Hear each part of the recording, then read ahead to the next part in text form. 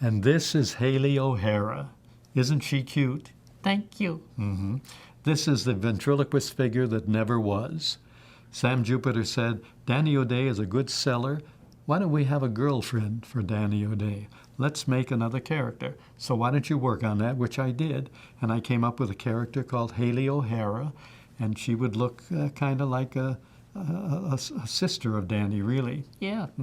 Same movement. Unfortunately, I never got around to making an actual figure of Hayley O'Hara. So she never performed, never appeared anywhere, but she sold fairly well because it was the only female ventriloquist figure available for children to play with. Still had the same control that Danny O'Day had, the figure with the string out the back to make her talk. And there was a lot of play value with a doll like this. Don't you think so, Hayley? I certainly do. And thank you for finally getting me on television. And this is Danny O'Day. Yeah. Yeah. Danny O'Day, manufactured by the Juro Novelty Company. And this is the one that Sam Jupiter decided to make after he discontinued Paul Winchell's Jerry Mahoney. So Danny O'Day became his biggest seller for Juro Novelty Company. And we were very proud of that. Well, so was I. So were you, yeah.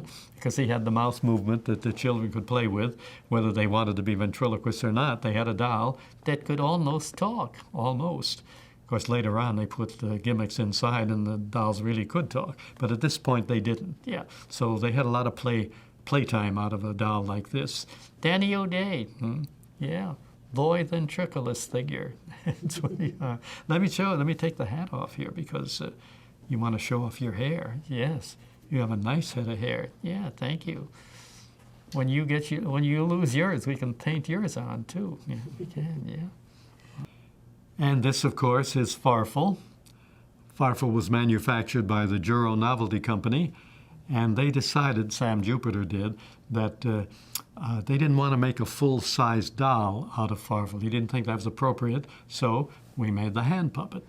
And it works nicely. No, I wouldn't say that. Oh, it does. It works very nicely. And you can even do chocolate, except you don't get the clock, the clacking sound.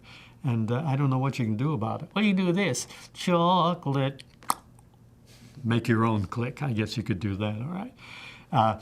This Farfel was very popular, but it didn't sell like the Danny O'Day dolls. And I think I know why.